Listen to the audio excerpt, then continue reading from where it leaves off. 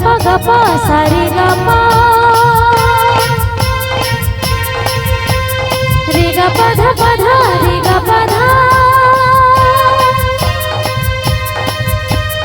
पा धा सा ध सा पा धा सा ध सा।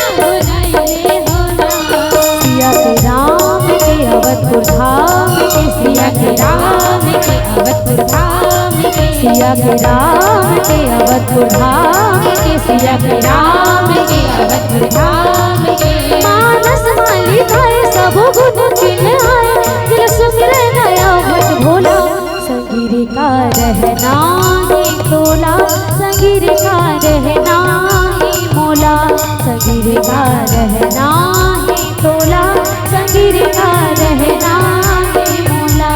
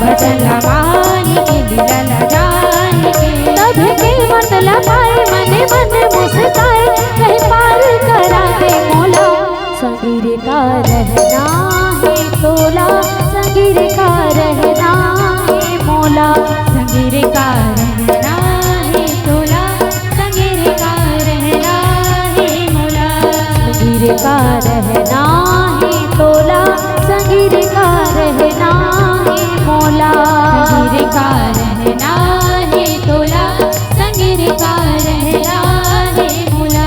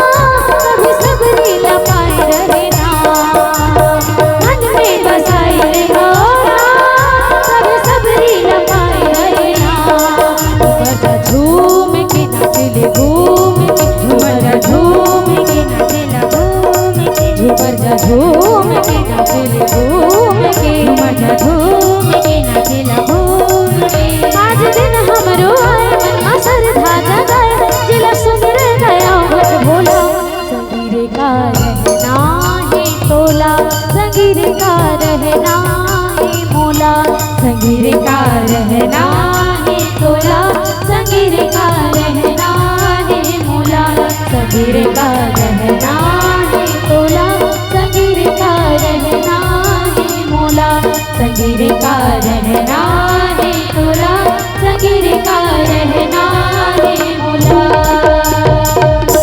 बोले राजा रामचंद्र की जय हो।